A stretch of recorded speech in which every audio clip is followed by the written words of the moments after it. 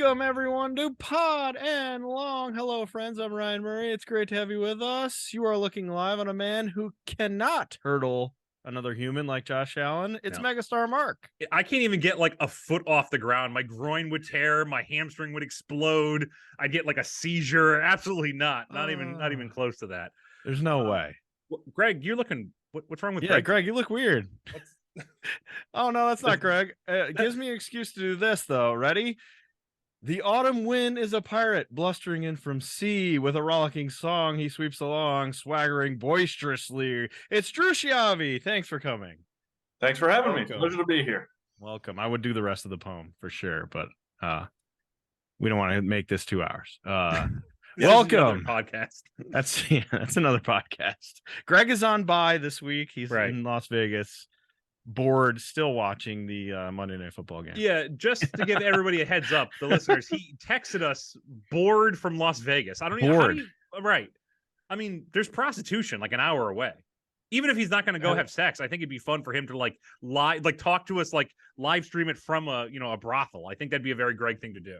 So we'll have to Can we confirm that he's actually in Las Vegas? Oh, good point. Or did he end up in like Carson City and just got turned around and this looks fine. This looks good enough. Fine. Yeah, right. Yeah. Good enough. Not as bright as I thought it would be, but who am I to complain?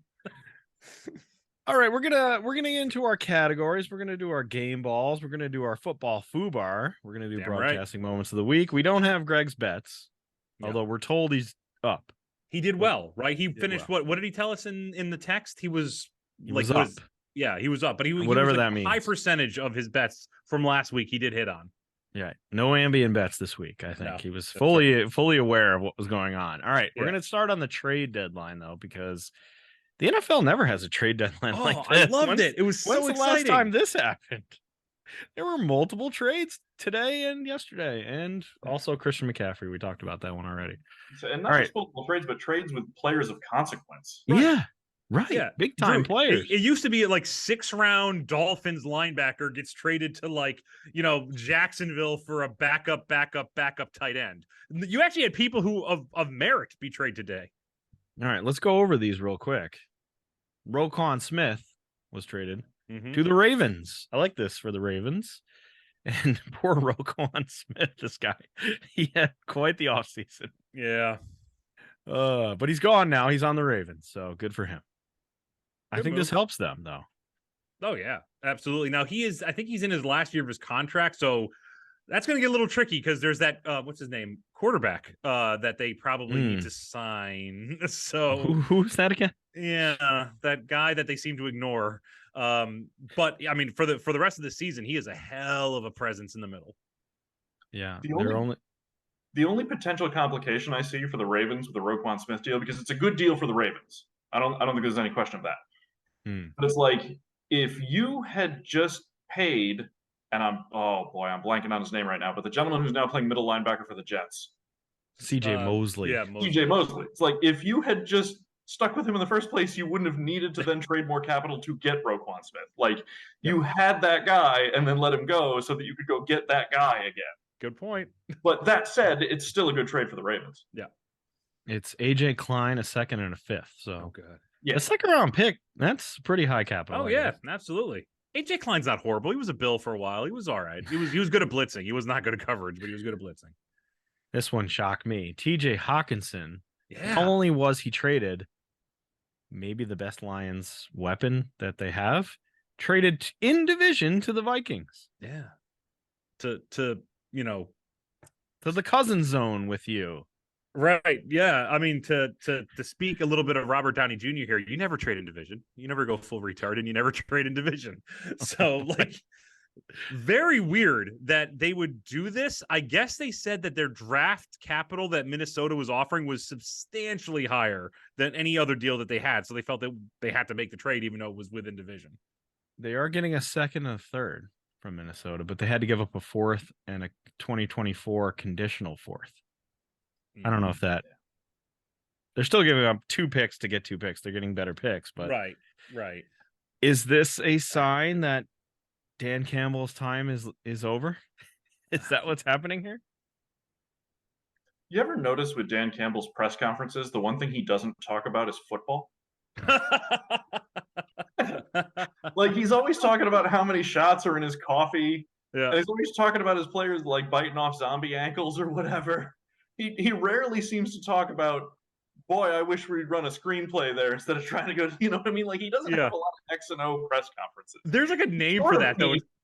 He's like the crazy man's Herman Edwards. Yeah. Oh, I love Herm. He's like deflecting a little bit, though. Like, isn't that what they say? Like, you talk about everything other than your job. That means you're not confident in your job. So, oh boy. I mean, I know the Vikings. What Irv Smith is out for like 8 weeks because of a high ankle sprain. So he kind of fills that void. Good move for them. I don't know what's going on with the Lions. I think they just kind of. I don't think they're throwing it in. I can't imagine. You're still got half the season to go. The Lions, to me, like the Lions are collecting draft capital because they know they don't have enough sheer talent. Mm-hmm. And I think it's probably becoming reasonably evident to them that like Jared Goff is not going to be their guy. So they're going to have to hit the red button and eject everything and start over anyway. And if that's the case, by the time Hawkinson's contract comes up, you're not going to pay him anyway. So if somebody's offering you a couple of picks for him now in a division you're not competitive for at the moment, might as well get what you can get. Sure. You know, in the division is always a tricky thing, but there is a pattern of logic here. It is a high pick. As foreign as it is to say that the Lions have logic, this does on some plane, this makes sense.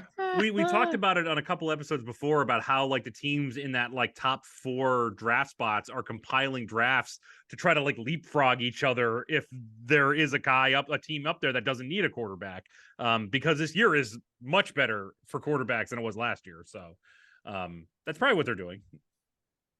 That makes sense. Just wait till the Lions draft Bo Nix. Oh gosh. Oh boy. Chase Claypool was traded from the Steelers to the Bears. Do you think this helps the Bears throw the ball any more than they have?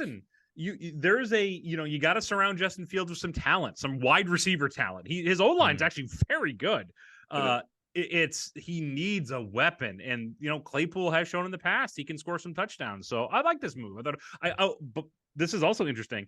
I read right before we came on the air that the Packers offered the exact same round. They said second rounder. Okay. And the Steelers turned him down because the Steelers thought the Bears would have a higher pick. So probably the Packers correct. did attempt to get some help and were turned down. Oh boy. Bradley Chubb. This one surprised me. Bradley Chubb was traded to the Miami Dolphins for Chase Edmonds and a first rounder. He's a little injury prone. Whoa. I mean, it's a first rounder. You got to roll the dice, though. Like, you got to hope that he repeats what he did his rookie year. He's already got like 5.5 on the season, though. That's pretty damn good. He's been good this year, right? Yeah. He's also not that old. No, he's a young player. And the Dolphins, rightly or wrongly, are all in. Mm-hmm. Like, they seem to think their window is right now. And I don't know if anybody outside of Miami-Dade County thinks that, but they seem to think their window is right now, and they're going all in to get it. This is a good move, I think. I don't know about the first rounder, but a good move. Yep. They're just trying to prove that they should have fired Brian Flores, that was a cool thing to do. So on this podcast, we're generally very positive of the Dolphins head coach, unless it has to deal with player safety. Then we're very much against him. So. My only problem with his, and Mark, you've known me long enough to know what I'm going to say. Like, he's got a little bit of the Russell Westbrook in that he kind of has a punchable face. Yeah. Like every time I see him on camera, I feel like he's ready to explain to me how economics work. And I don't know. I got nothing against the man. I don't know him. Yep. I don't know anything about him, but there's something about him, man, that I'm like, I don't want to see that guy on camera. The backstory we said, like, Greg, you must be qualified to coach an NFL team based on the way this guy looks. How can he lead men? Yeah. How can he lead a bunch of adult men? Mm-hmm. And then he won his first game against the Patriots, and we completely flipped. Yeah, we were all on board. We love him. He's our boy. And then he put Tua in like this literally physical danger for his life. And we're like, maybe back off this guy a little bit. Okay, maybe not. Are we back? Are we back on the Mike McDaniel train? I'm back as long as he doesn't hurt his players. Yes. Oh boy, I do like this I don't know about the first round pick. That might be a Yeah. problem, but I he like is a the young player. guy. I He's do a like young the guy. player. Yeah. Yeah. William Jackson the third. I don't know if that matters. Whatever. Aw, he listens Jeff. to this podcast. Sorry, you Will. asshole. Sorry, William. Jeff Wilson Jr. to the Dolphins. You think that matters at all? I think that's McDaniel wanting his buddy, which is fine. You're comfortable with him. You don't have to teach him a playbook. That goes a long way with these players. If you don't have to, some of these guys aren't going to play for like a week or 2 weeks or so because they have to learn the playbook. Right. Wilson doesn't have to learn the playbook. It's the same thing he was running in San Francisco. So that makes sense. Very interesting trade. Calvin Ridley was traded to the Jaguars for a 5th and a 4th. Love that. That's a nice pickup if he comes back and stops betting again on his own team. Did he stop betting, Calvin? Did he bet against the Jaguars? I'm pretty sure that was he? the team he picked to lose. So yeah, almost positive. Oh man, I love it. He's suspended for the rest of the year, right? Yeah. So he's not going to help this year, but that's a nice pickup, I guess. That's not a lot of capital though. A 5th and a 4th in 2024. Yeah. I don't know. I mean, I really do want to see him back next year. I think it's a good spot. Him opposite of Christian Kirk, there might be something there. Well, Christian Kirk, the captain. This is not for this podcast. This would be for somebody way smarter than me. But to me, this begs the question: how much draft capital would Shoeless Joe Jackson have been worth? That's a good point. Yeah. Yeah. Well, it's kind of like how Christian Kirk got that monster contract. and you just got to shake your head. What did he do to deserve any of that? He's one of their best weapons, though. Yeah, he's all right. So far, he's been okay. Jacob Martin was traded to the Denver. I don't know. Denver. Who that is. Naheem Hines, whatever. Buffalo Bills traded one shitty running back for another. Is this an upgrade? Get future Super Bowl MVP Naheem. Get his name right, okay? Because Naheem Hines. He's going to explode at least 2,000 yards, 20 touchdowns, okay? And then they'll play the second game that he's in, and they'll get another 2,000 yards.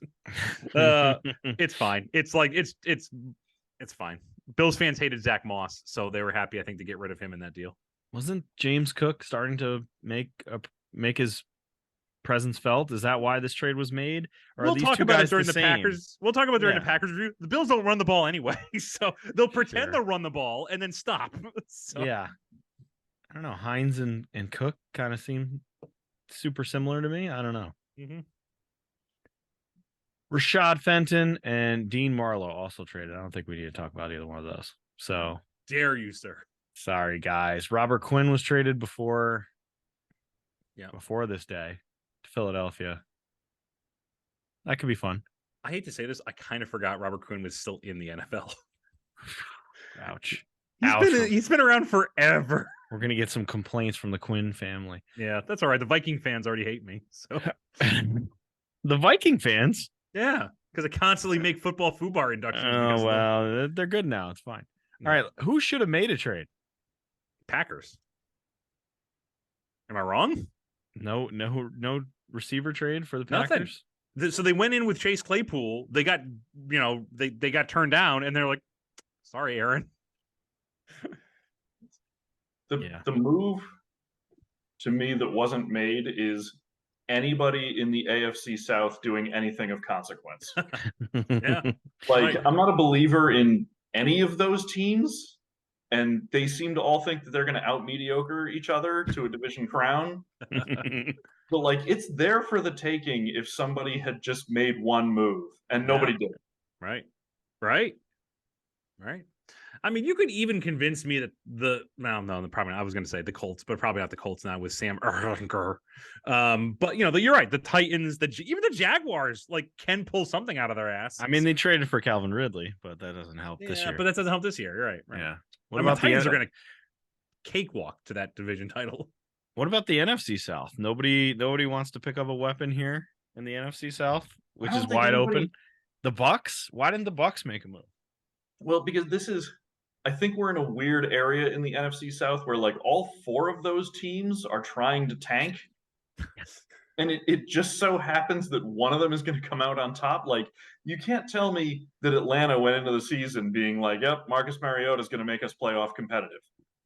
Like the Saints are kind of, I know they were the sexy pick in some circles just because of the sheer level of talent on their roster, but like they can't get out of their own way. No. The Bucs are falling apart in front of us. And Carolina just said, hold my beer, I'm going to out-tank all of you, and traded their only marketable player. Yeah. So, like, nobody actually wants to win games in that division. They all think they're rebuilding. Good point. I look at the Falcons, and it reminds me of that South Park episode where they try to throw playing baseball because none of them want to play anymore, and they don't realize if they keep winning, they'll have to play more games until they play teams that realize they're doing the same thing, and because no one wants to play, so they have to like out shit each other down the road. I love that. I feel like it seems like the South is very similar to that. That's the NFC South for you. Right. Nobody wants to get the playoffs. That's a secret tank by the Bucks. Oh. Fuck them. They're playing 3D chess here. Listen, all right, Jameis is still distracted by crabs. Are we ready for our categories Sure. of the week? Let's start with the heavyweight matchup: Packers and Bills, Sunday Night Football. This was it kind of went exactly how I thought it would go. You know, Bills dominant, Packers keep it kind of close, but they really were dominated, right? Or was it? What did it feel close to you? I don't know. So I mean, the first half, the Bills just kicked their ass, but this is what frustrated me the most. And maybe I'm just speaking as a fan when I'm watching this, but they had over 100 yards at halftime, just rushing, and then they just stopped. And that frustrates me to no end. Like, Josh Allen doesn't always have to throw for fucking 400 yards and 4 touchdowns. If Singletary's he had 80 yards at halftime, and they only ran him like twice in this. That's ridiculous. That's bad coaching. Ken Dorsey, it's not Najee Davenport's not behind you anymore. You can hand it to these running backs and they can run the ball. Like, it's frustrating. And because they were up so much, it turned, it didn't matter. But like, there's going to be games where you're just going to have to grind it out. And I don't like this refusal to run. It really bothers me. I mean, aside from that, defense played great. I mean, I'm happy with that, but I was just very frustrated by the second half and kind of the mistakes that got made. This felt like one of those games where the final score was not indicative of how wide the margin between the two teams actually was.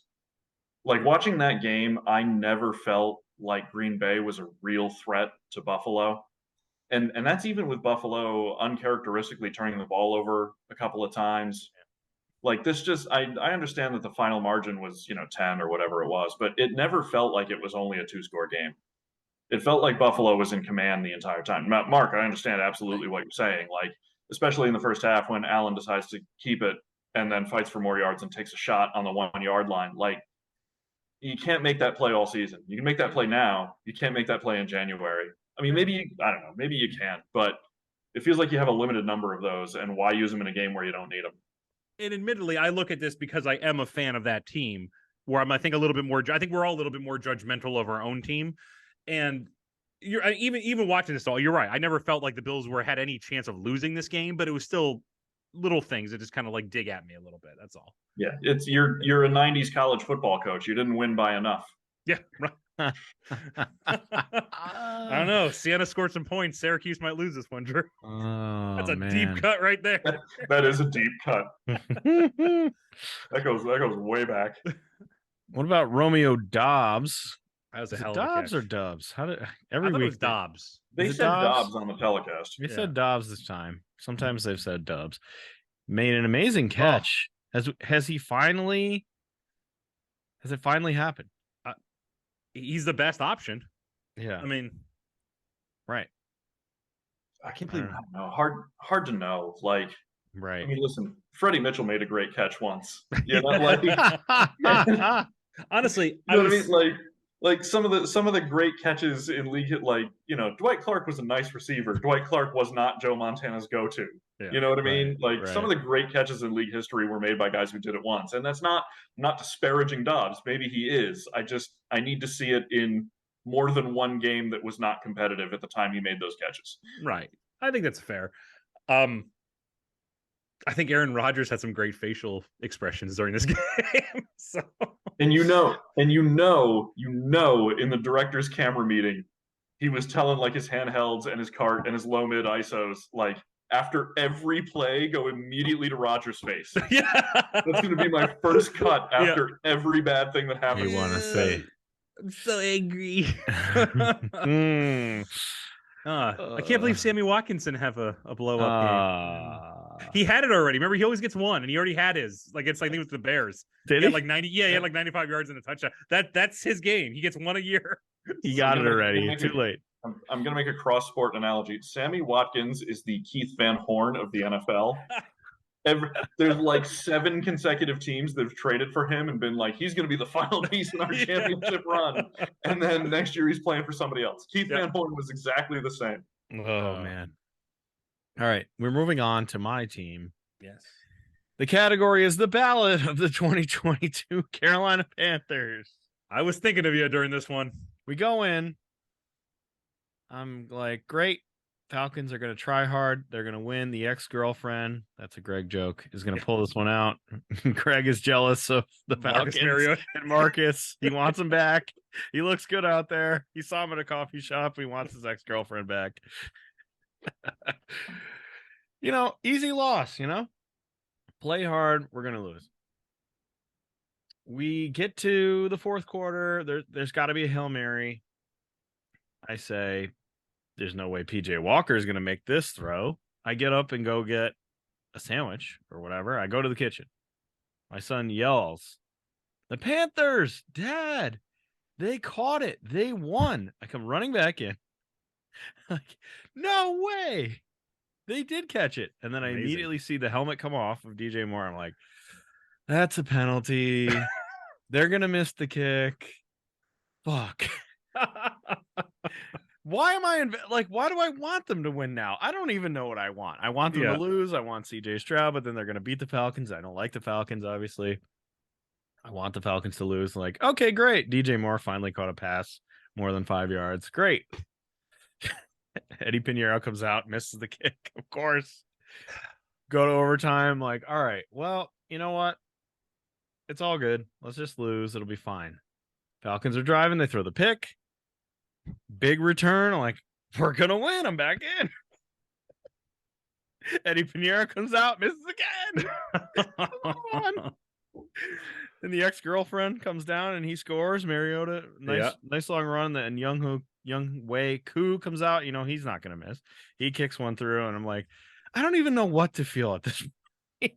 If they had gotten blown out, I don't think you would have cared. No, but the fact that when you're that close, even though you want them to lose to get that, to get CJ Stroud, to get that quarterback, it's hard not to root for your team. I've been there. It sucks.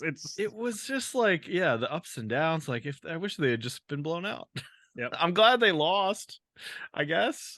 But that's a hell of a throw, by the way. Shitty way to lose. Yeah, I know. By PJ. Jesus. I did not think he was capable of that throw, beautiful. But this might have been the most exciting game of the week. Agreed. It's pretty exciting. But yeah. Refresh my memory. PJ Walker was or was not the guy who was the quarterback of the St. Louis Battlehawks? I think he was XFL. He was an XFL quarterback. Out of Ole Miss, maybe?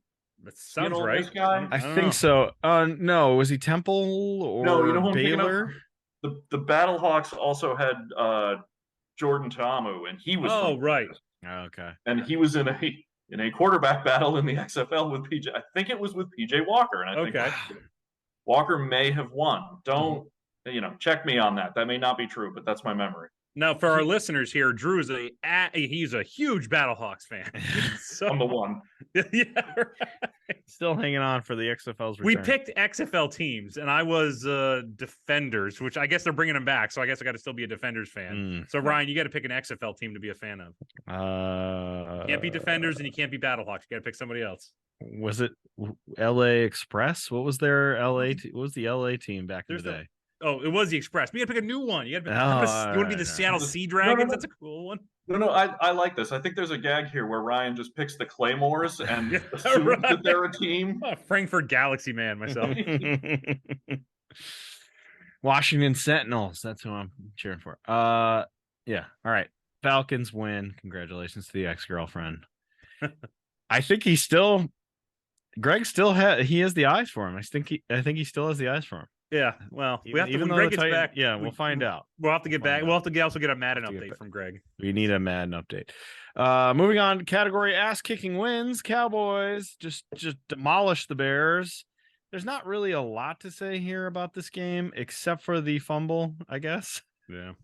The fumble play where Justin Fields jumped over a guy instead of touching him down, and then Micah Parsons ran into the end zone. That was such a Bears 2022 play. I don't know what the Bears are doing. Are they tanking, or because they did get Claypool, but they traded away their defense, basically all their defense. So what are they doing? I think the Bears think they're good. Really? Or at the very least, I think the Bears think that if Justin Fields doesn't work out, everyone involved is going to get fired. Good point. It's not working out so far. It's not working out. No, it's not. Listen, I'll cut Justin a little bit of credit. He has shown some significant improvement this year on a team that isn't going anywhere. Mm-hmm. But, does his significant improvement make him even like a borderline guy? To be determined. All right, Drew, compare. Who do you think has the better future today? Start right now between Fields and Trevor Lawrence. Trevor Lawrence. You think Trevor Lawrence still? There are people that I know that are inside on this thing a little bit. Mm-hmm. And Trevor Lawrence, no matter who you talk to, was the greatest quarterback prospect since Andrew Luck. There were, I wouldn't call them a majority, but there was a solid minority of people who did not like Justin Fields coming out of Ohio State. They thought he was a one read and run kind of guy. And his physical ability is off the charts, which is what makes him enticing in the first place. But if he never learns to go through his progressions, which he's shown some progress in, but he hasn't exactly shown a ton of field vision. I think the thing, honestly, that's holding back Lawrence is that the Jaguars are moribund. Right. You have to scratch off his rookie campaign because this is essentially his rookie season because of the Urban Meyer disaster. Right. Right. Good point. Okay. The Saints shut out the Raiders. Drew, your Raiders. I have come to the crushing realization that Derek Carr's ultimate NFL legacy will be frighteningly similar to that of Archie Manning. Ooh, that's a good comparison. A pretty good quarterback who was loyal to a dysfunctional franchise. That is an excellent comparison. Who in turn was loyal to him. And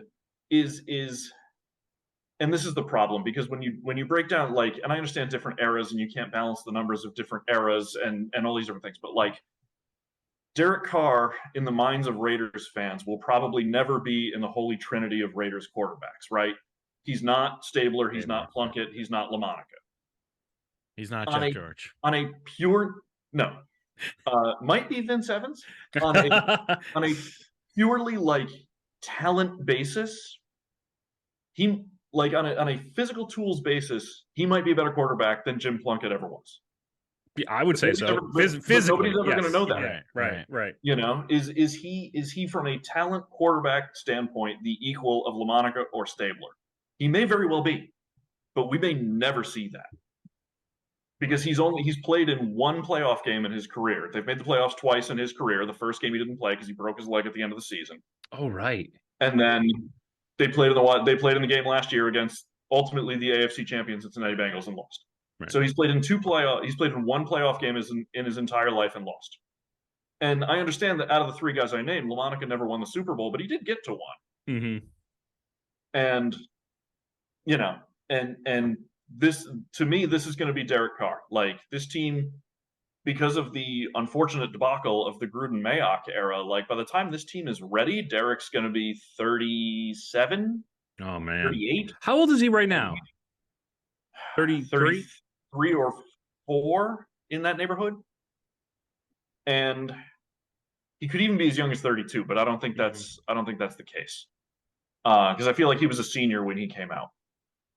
But Like they're not using Devontae Adams well, and by the time he's absorbed a lot of hits, not as many as his brother, thankfully. Yeah, right. But like he's not like Brady or Rodgers where he's kept a clean jersey a lot of his career. And I don't see him as a guy who's going to be playing at his peak into his late 30s and into his 40s. He could still be effective, but by that time, I don't think that team. By the time the rest of the team's ready to compete, I think he's going to be past it, and it's sad because he's been as loyal a Raider as there's been. Do you But think that? I'm sorry. Go ahead. yeah, I think his legacy is going to be similar to that of Archie Manning, a pretty good quarterback on an awful team. This one game aside, do you think the defense is more of an issue? Because Josh Jacobs has been putting up hell of stats, and there have been games where Carr and Devontae Adams have gone off. Is it more of like a defensive problem at this point? I think, and far be it from me. One, yes. Two, the Raiders, much as going into the draft any of the last several years, like the Raiders just need people who can play football. They do not have enough talent at any relevant position. Their offensive line is bad. Their defensive line is good, but their line, like you, me, and Ryan might as well be their linebackers. Like they don't have a great linebacking core. Their cornerbacks are decent. They've got one safety who's good, but he gets hurt because he plays too hard. Right. Like Abram only has one gear and it's 110% all the time. Mm-hmm. And I love him, but he's only going to play 10 games a year. And like you said, Josh Jacobs is showing up in his contract year, but there's a general belief that they're not going to re-sign him because of the value of the running back position. And they got a bunch of money tied up in Waller, who hasn't really played this year. So they're a hard team to evaluate because they're missing the pieces that are good. And then on the other side of the ball, they just don't have enough pieces. Mm-hmm. Max Crosby's kind of lived up to his extension, but Chandler Jones has not been good for them so far. So for a team that went whatever they were 11-6 last year, like same as that season they went 12-4, they're winning a lot of one-score fluky overtime games. And I mean, for multiple reasons that didn't have anything to do with the Raiders, that Raiders-Chargers game at the end of last season was as strange a game as you will ever watch in your life. Oh, Drew, we bring that one up a lot on the show. Yeah.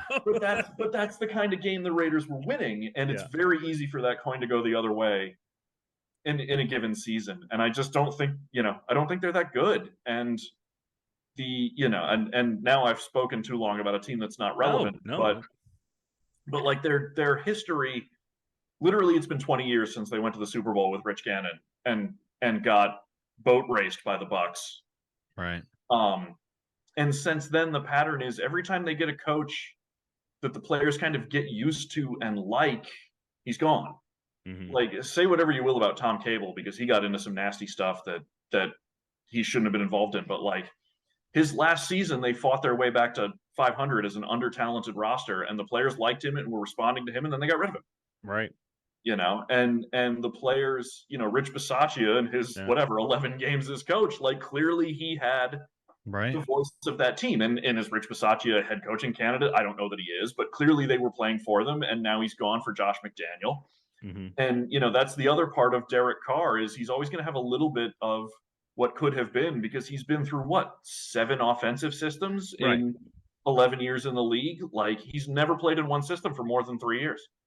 I've often wondered, like as an experiment, and no team obviously would do this just because of the money involved. But if you had it started off with a mediocre quarterback and like a mediocre offense, at least initially, if you just let them run for 5 years, would they just naturally just get better and better and better and better every year just because of familiarity? I always wondered like how that would happen. Like, could you just develop like that? Listen, I mean, not for nothing. I think I'm in the minority here in that I think the Vikings are actually pretty good. But isn't that the Vikings? Yeah, no, you're right. Yeah. You're right. Yeah. Like you've got kind of a baseline. You've got kind of a baseline quarterback. Yep. You've surrounded him with talent, and he's sort of grown into your system. Mm-hmm. Right. Yeah. Do you think, just one last thing on the Raiders here? Yeah. Tell me about the McDaniels. I mean, what as I was a Raiders going to ask fan, this question. I couldn't wait to ask this question. Yeah. Like, what is the thought amongst the Raider Nation here about McDaniels and whether is he somebody who you think is going to kick around for next year or the year after, or is he? You think they're just going to get fed up with him, or is he going to turn around? Like, what do you think? Now that what do I feel and what do I think Raiders fans feel versus what do I think they're going to do? Maybe disparate things. For me, I didn't really like the hire in the first place because I remember when he was a coach within the AFC West. And listen, he got mileage out of Tim Tebow, and that's not worth nothing. Yeah, good point. You know, and I'm a Tebow defender for reasons we won't get into for this, mostly because he ties people in knots, which I love. But I didn't see the advantages of the hire in the first place when Brian Flores was sitting out there looking for a job, and had just come off a season where he'd taken an under-talented roster to, into the borderline playoff conversation, But Raiders fans, I think there's a sense of resignation that the wheel is just going to turn until someday it stops. I mean, and you go through, and now I'm just, pouring out my soul over Raiders debacles over the years, but you go from Mike White to Joe Bugle to Bill Callahan's in there somewhere. And it was like, oh, you had John Gruden for a few years, but then he got in a fight with the owner and you got rid of him and you replaced him with Bill Callahan. And then, Dennis Erickson and Art Shell again. There's probably a non-zero chance they bring back Art Shell a third time. Not dead yet. He's still out there. Right. And you go through all the dudes they've had as coaches over the years, and you just presume this guy's next on the carousel until they either do something. And listen, it's almost like a college coach, right? Like you got to give him 2 or 3 years for him to get his recruits into the system and see what happens. But I don't think there's any faith in any coaching hire the Raiders they make until they stumble into another John Gruden, which they tried to do, and then a whole bunch of stuff happened. Right. And it got all messed up. I mean, sometimes you just got to take a swing and see what happens. Like that's why I don't fault some of these guys, some of these teams. Like we make fun of Nathaniel Hackett all the time on the show. But they took a swing. They tried it. It didn't work out. We're gonna make fun of him again, I think. Oh, I can't wait. Listen, the highlight of this show. I get it. Who knew who Sean McVay was when he was hired? Right, exactly. You got to take a swing. Right. It's the same as a quarterback. If you don't have a franchise quarterback, you got nothing in this league. So, like, when you have those top 5, 10 picks and somebody's taking a quarterback, you're like, oh, maybe I guess. So we'll see how he does. You got to try. You can't just sit there. You have to try. This is why I used to love Alex Smith, because he was always that guy that, like, he's sort of and I feel this way about Matthew Stafford too. Like, he's sort of a guy that's just good enough to hold a team hostage. Yeah, right. Like this guy may or may not be good enough to get us there, but we're not, like, he's too good to get rid of, but he might not be good enough to keep. Some would call that the defender of the Orton line, Drew. Indeed. The Orton line. And the Chiefs clearly made their decision and swung for Patrick Mahomes, and it paid off for him. Right. But it's like, plenty of other teams have gotten rid of a guy prematurely, and it's a wonderful conundrum to be in. It is. All right, that's the Raiders. I like how you mentioned Vince Evans, because during the pandemic, I watched a lot of random old games, and I watched one where Vince Evans came in relief of Jeff Hostetler and beat the Jets and looked amazing. And I was like, who is Vince Evans? Why is he so good? And he was approximately 712 years old in that game. So old, because that was like 1993. He'd been around. He was like a Plunkett replacement. Oh my God. There's a season in there somewhere. It may not have been his first appearance. It may have been the next season where, again, Hostetler gets hurt. And the Raiders rotated between 2 backup quarterbacks, Vince Evans and Billy Joe Hobart. And there are some fun games during that stretch. Oh boy.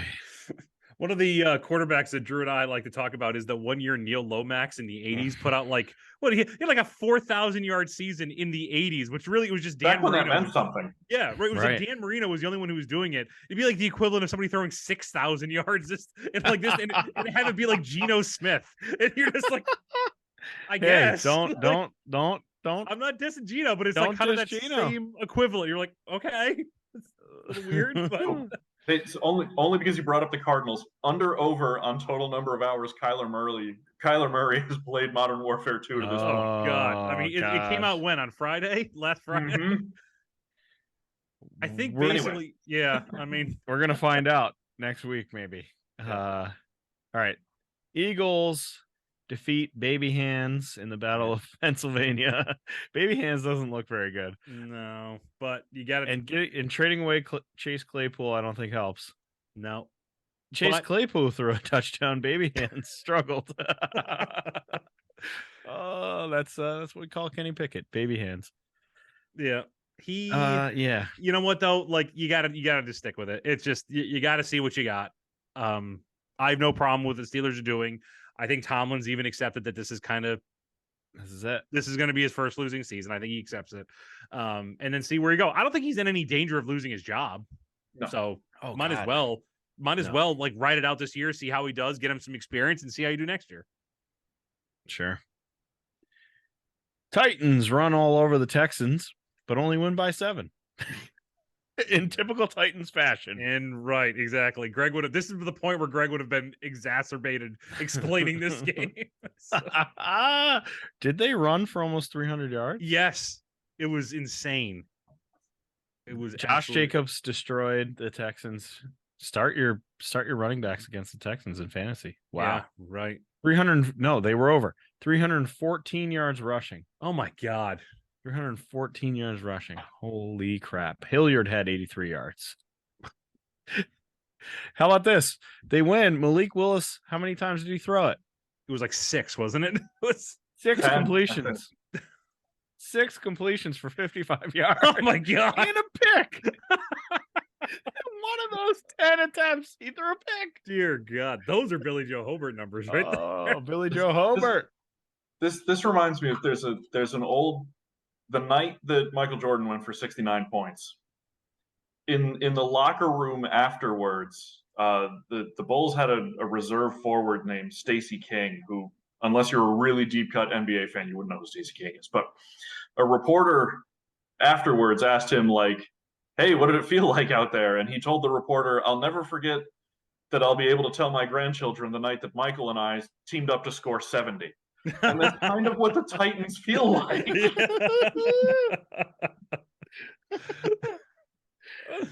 Yeah. Oh boy. I mean, they're going to win the division though, pretty handedly, I think. I mean, yes. You always have to think like who's going to be the first team that wraps up their division.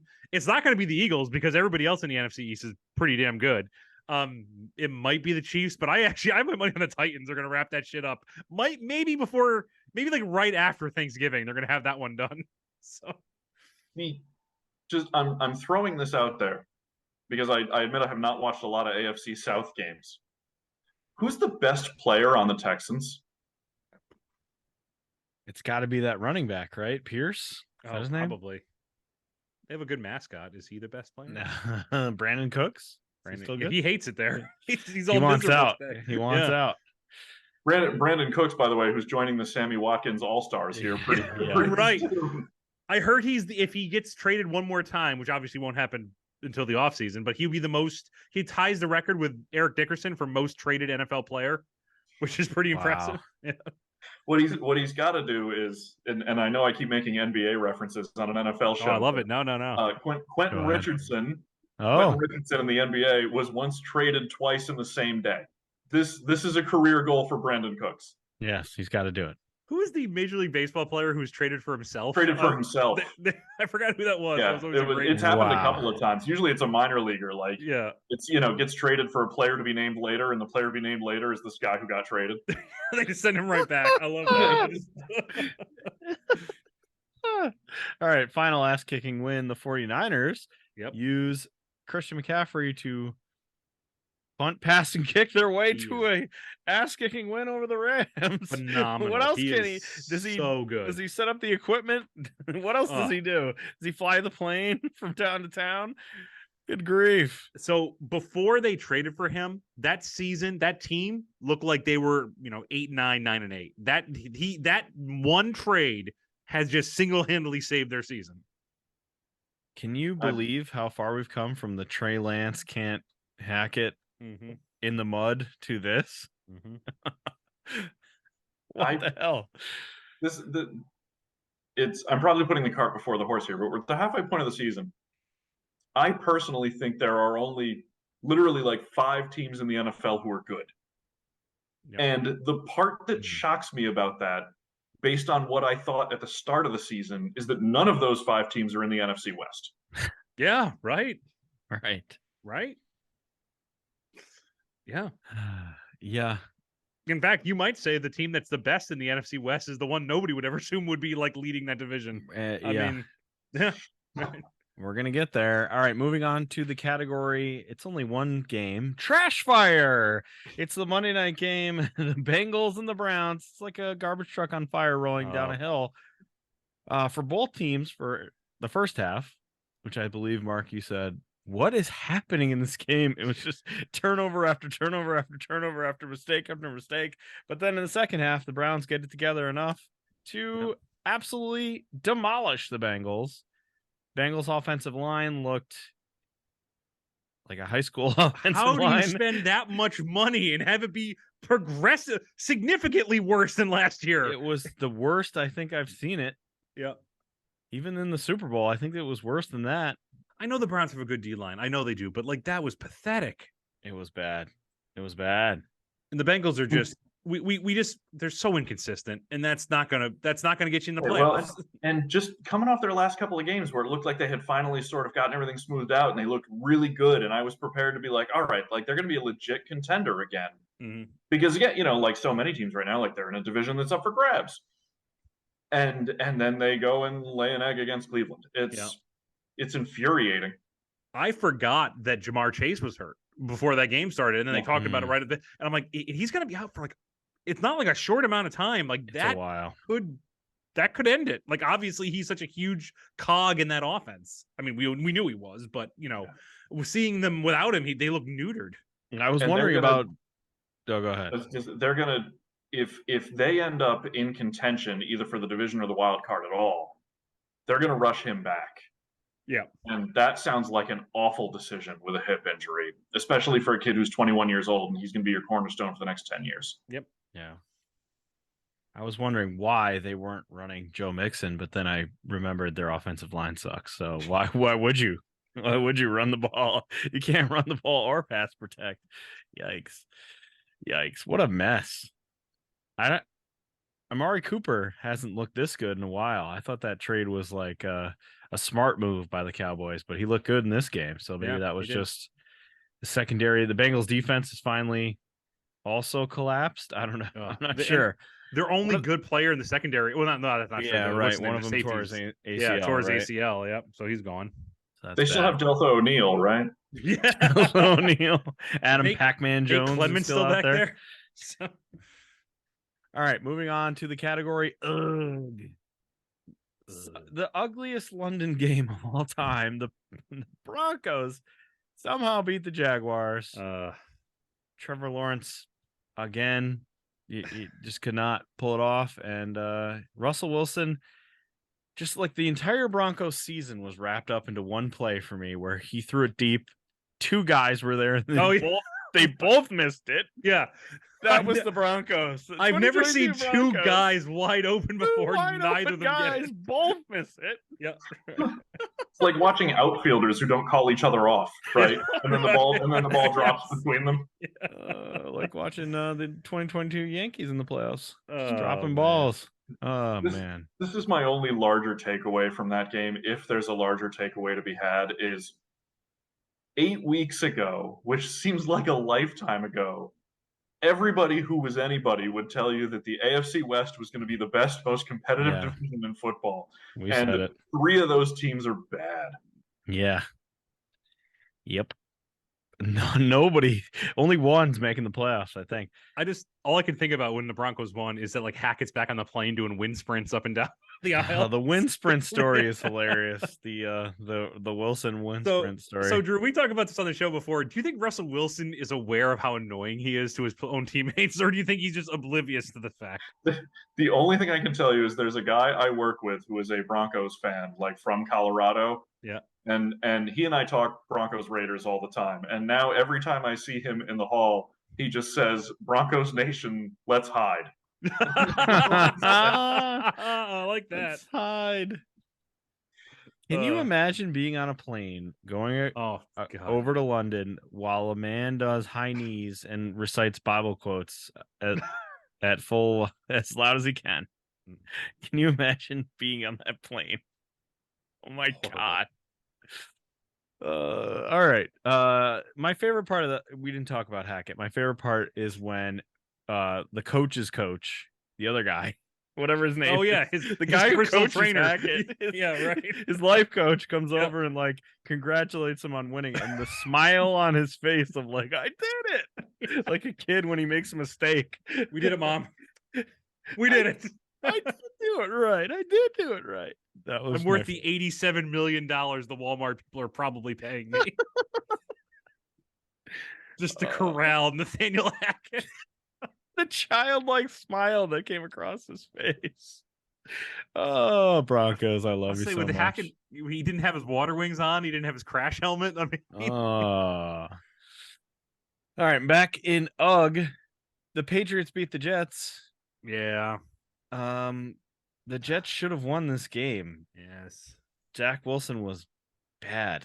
He was really bad. I hate the Patriots. This guy can really throw it though. Like even his interception, like his interceptions are horrible. Like he throws it and there's nobody there and the Patriots pick it off. But that zip that he gets on the ball, you can see why people like him. But man alive, some dumb decisions here. But you kind of hit on it there, Ryan. Like the talent's there. So I think eventually it will come around. I think it's just with a lot of young quarterbacks, it's hero ball. And you gotta work. You can't every good quarterback has gone through that and stopped eventually. So I think he'll get there. I grew up in a Jets house, so I talked to my dad and my brother about the Jets a lot. And as the game was sort of falling apart, I was talking to my dad, and my dad's like, he's got to learn the lesson that Mark Sanchez never learned, which is just get rid of it, man. It's like you're holding on to it too long. It's not worth it. Yep. He's like, and he has flashes where he figures it out, but then in this game, they don't have Breece Hall. Yeah. And so he's taking more of the onus on himself, and that's when he starts making mistakes. There's got to be that. There's always they always talk about the timer inside a quarterback's head where it's time to get rid of this ball. And I think that timer is there. I just think he still thinks he can prolong it. Like, no, just get rid of like you were saying, Drew. Just get rid of that ball, man. Like, just go back to the next play. Just get rid of it. Don't. Some of those interceptions were horrible. Were just really frustrating. And I hate the fucking Patriots. I hate Belichick. I hate him getting 325. I hate his smug ass face. I just. Especially since I feel like the Jets should have taken them out. Like, I really do feel like this should have been a Jets win. Certainly there for the taking, but yikes. All right, talk about terrible game. Commanders outlast the Colts in a shit off. Yeah, right. It's like, who could be worse? So that's you. I do like Taylor Heineke. I love how hard he plays. He's just a likable player. Like, I root for that guy. I don't know if he'll ever be a starter long term, but man, when he's out there, I love watching him play. He's going to be in the NFL for like 15 years, Ryan. Yeah. Like he's just going to be that guy who's just there, and he'll start a playoff game like 10 years from now, and you'll be like, Taylor Heineke. Oh yeah, that's right. Yeah, really? Right. He's still in the league, huh? That guy just is out there doing his best, running around like chicken with his head cut off, trying to make it happen. Taylor Heineke and for the Browns, Jacoby Brissett, they are settling nicely as the heir apparents to like Ryan Fitzpatrick and Tyrod Taylor. Yeah. Right? Like those dudes who are just going to pop up over the next decade and start 3 games for somebody and win 1 or 2 of them. And there's nothing wrong with that. There really isn't. Like you're still playing the league. You have to mentally accept that maybe you're not the starter. You're not going to be the guy, but you're still going to be in the league for 15 years. You know, like that's, and you're still going to start some games. Yeah, when we were kids, we still very much lived in the era where there was such a thing as like the professional backup quarterback. Right. And because of the dynamics of the quarterback position now, that like no longer really exists. It's like, fullback is a dying position. It's kind of the same principle, except there's fewer and fewer of them now, right? But like those guys they're in that neighborhood. Yeah. Yep. Yeah. They're like on a Dave Craig level. Oh, every once in a while.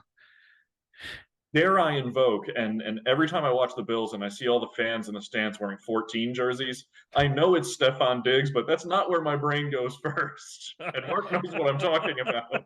It goes to fired coach Frank Reich because he's going to be fired. The only man who has never let Buffalo down. I am convinced, by the way, that Ken Dorsey's going to get a head coaching job after this. And I'm saying, Frank, if you want to come home, baby, because you ain't going to be the Colts head coach anymore. Come on You want to home. come home, be an offensive coordinator. I know a Come on team that'll home. take you. Ken Come on Dorsey's home. going to have a hard time turning the Bengals around. I'll tell you that. Speaking of Buffalo homecomings, I am blown away that Brian Mormon has not surfaced as like the Bills special teams coordinator. He must Yeah. not be interested in coaching or I be don't working at know. Iowa or something. They don't even bring him out for like legend. Do you know what the legend was, by the way, for that Packers game? The term legend is used very loosely to describe Stevie Johnson. Wow. That's a legend for a lot of reasons. I was like, really? Like Bruce is there. Like, Yeah.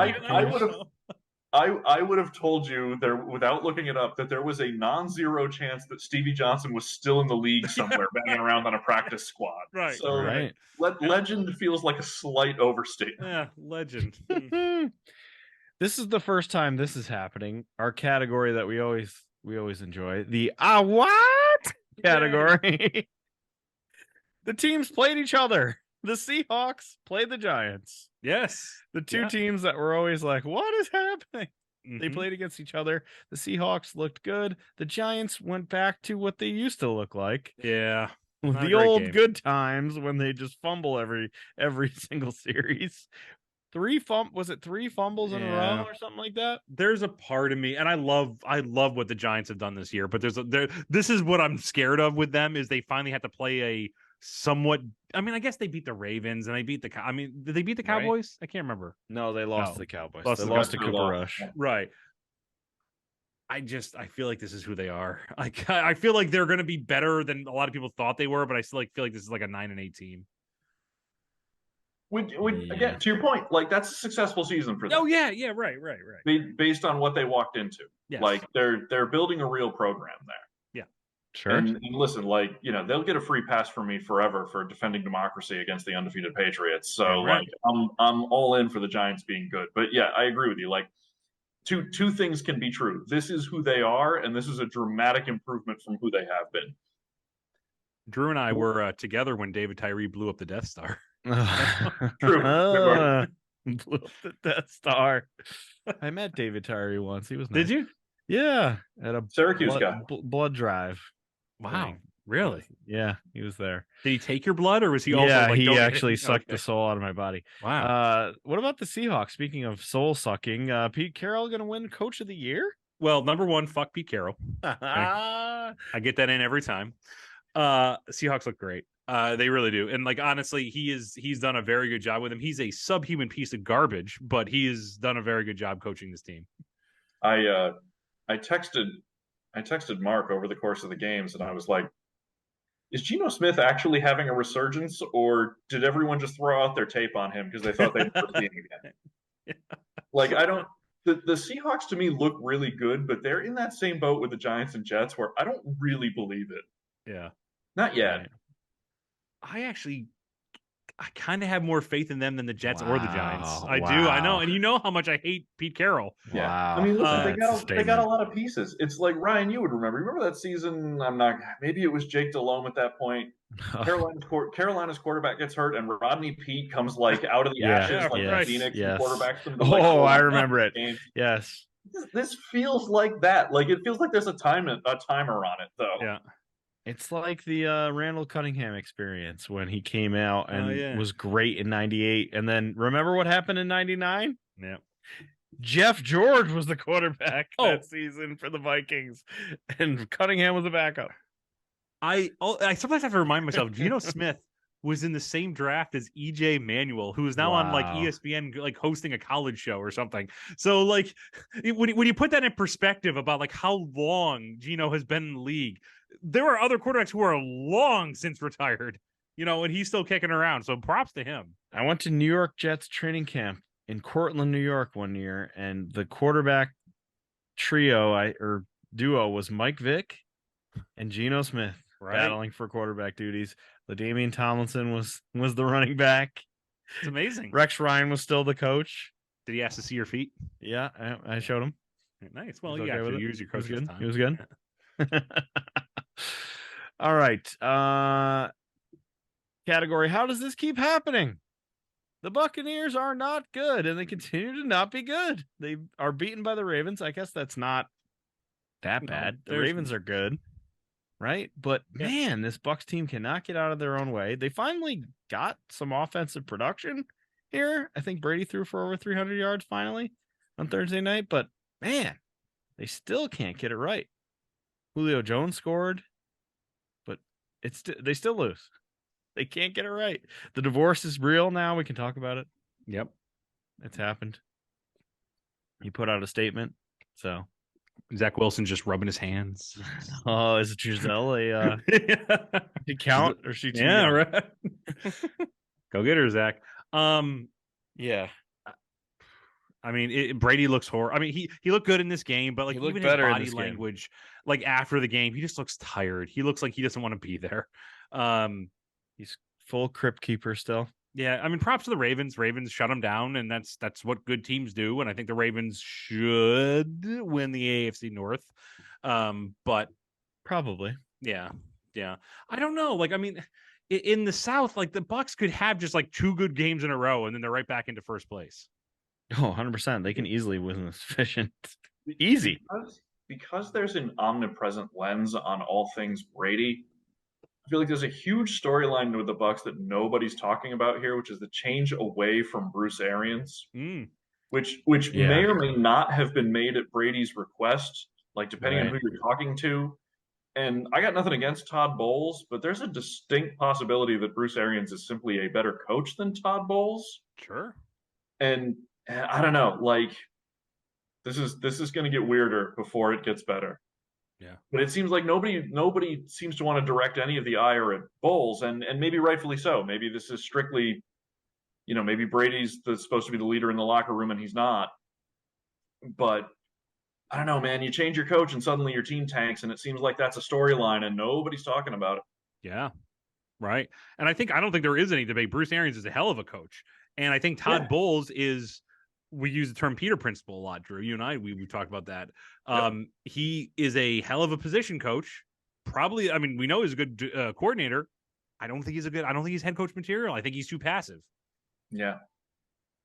Yeah. I mean, we talked about this a bunch in the offseason about that was quite a scene.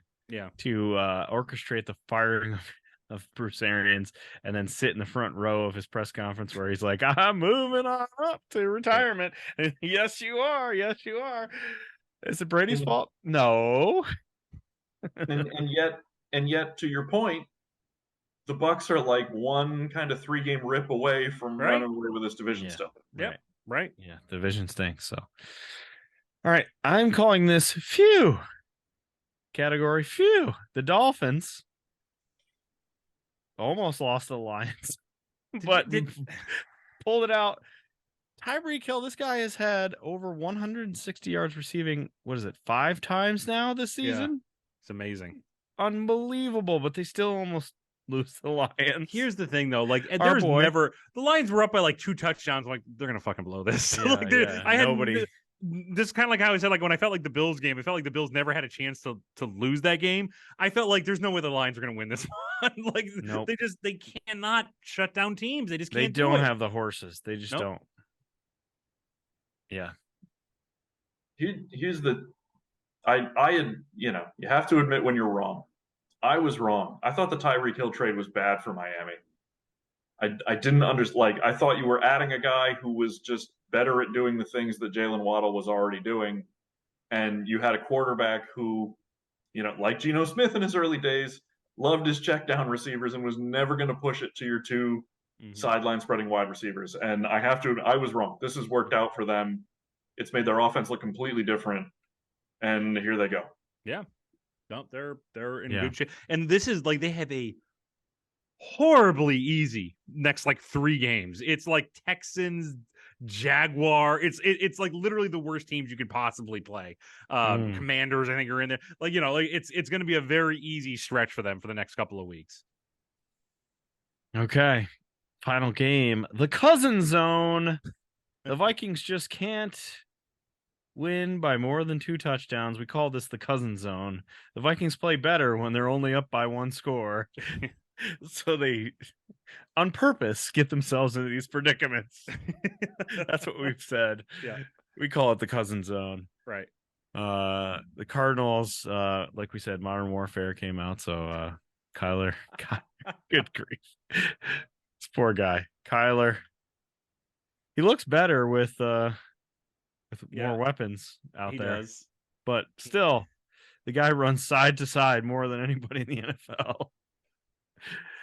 And how soon we forget with all the controversy over Kyler, but your boy sitting behind you there, Ryan, like Yes. one of the criticisms of him at Texas Tech was, and you heard it in different coded language, was there was a belief that he thought it was more important to look good than to win games. His record And shows I that. don't mean look good in his physical appearance, but I Yeah. mean like it's more important that your team looks flashy and looks like a video game in motion than what the actual score on the scoreboard says. And I feel like the Cardinals still kind of play that way. Good analogy, because we talk about all the time. His record, if you look at just his record in college, he should never have gotten an NFL job. I mean, it was horrible. It was not, but because of, I guess, the way he sells himself and the way he sells his brand of football, it's intriguing to people. So The real MVP here is clearly his real estate agent. Yeah, right. Yes, always. Who got him a James Bond villain house. Yeah, yes, right. He lives in a villain's house. I also like how far away he is from so his far I from the assume TV. I don't.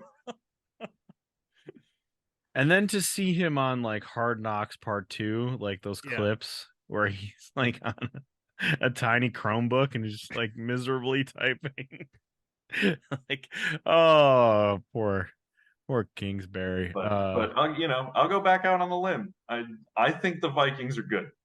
And I understand the Cousins zone, and I understand that might be their downfall. But when you look around the league, like I think I think the Vikings might honestly be like the 5th best team in football. Yeah, no, we had a prediction show and we all picked them to win the division over Green Bay. Tell me who's a threat to them, right? Other than like Philadelphia or Dallas. Yeah. In their conference, who would you unilaterally take over the Vikings on a neutral site? You know what I mean? Like in the NFC, those are the only 2 teams that I would have no hesitation about picking over Minnesota. I would pick Minnesota over Dallas. I mean, I would say Minnesota. I think Dallas is pretty good. I hate to say that, but I think they are. I feel like Dak is just desperately waiting for the moment for him to screw up and lose a game. How many? Not Tony Romo. Come on. How many teams can actually win the Super Bowl at this point? Like, how is it 4? Is it 5? Is it 6? I think 5. I think 5 is. I think Bills, Chiefs. I think Eagles, Bills, Chiefs, Vikings for sure. Dallas and Minnesota. Dallas, yeah, there you go. I think I'm comfortable with that 5. 5. Niners potentially, but I got to see more. And okay. I'm always a take the field person. Yeah. But if you told me, even lop off Minnesota, if you told me Bills, Chiefs, Eagles, Cowboys, or the field, I would take those 4 teams over the field. 100%. One of those 4 teams will win the Super Bowl. All right, we're moving on to our other segments. Broadcasting moments of the week. I only have 2 quick ones. Number 1 is the Halloween costumes in the NFL.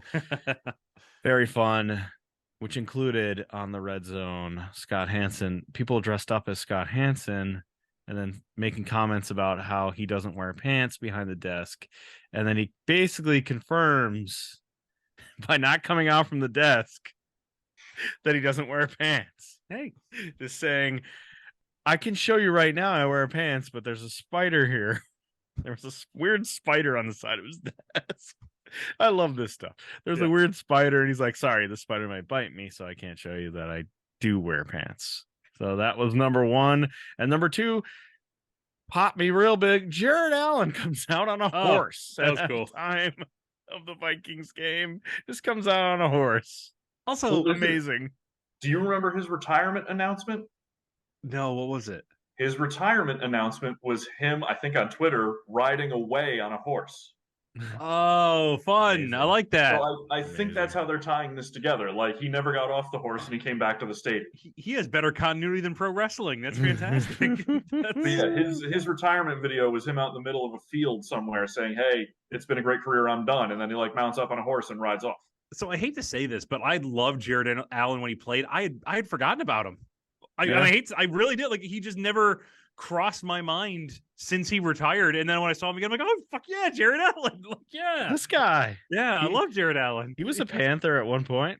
At the end of his career, he ended up as a Panther at one point. Yep. So I have feelings for him. All right, Greg's Bets is going to return next week, but it's time for Mark's football fubar. Who's going into the Hall of Fame Drew. this week? Football fubar's back, baby. So we're basically just going down, and we're going to talk about some embarrassing NFL moments. What have we talked about so far? We did the Love Boat.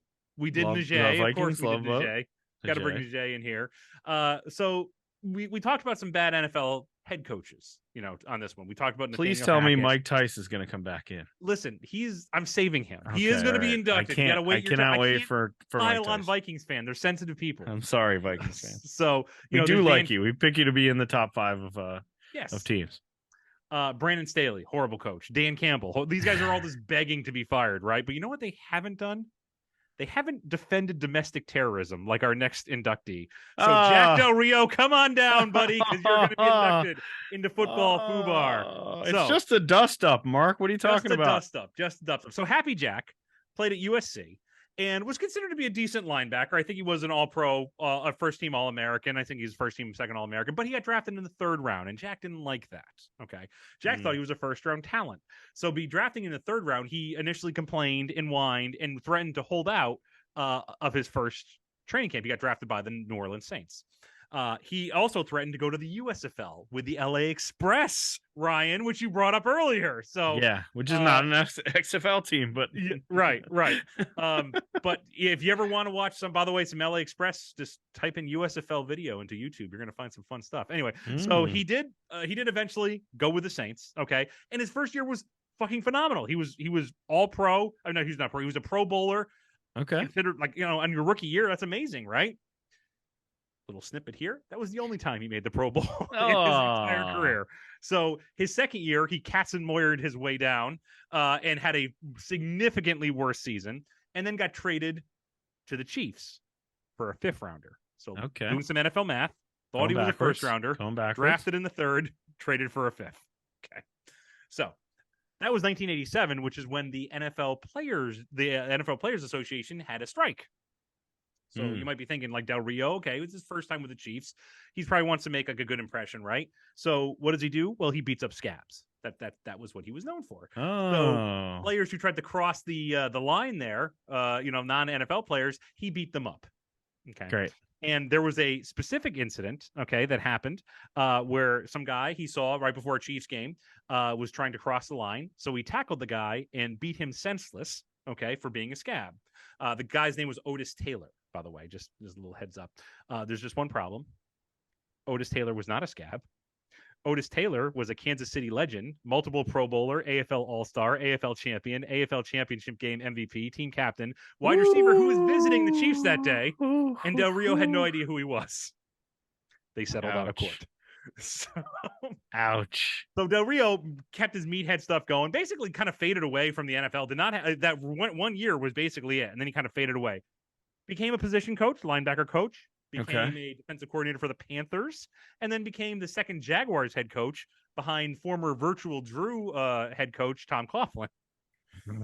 So, and to his credit, he had 2 playoff seasons, out of 9.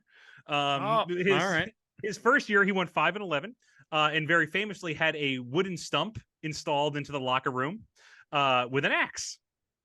Okay, and his mantra was keep chopping that wood. All right, guys, keep chopping that wood. You're going to get there eventually. Keep chopping that wood. And punter Chris Hansen, who, by the way, a year before this, burned himself with fondue with the kicker at a fondue party.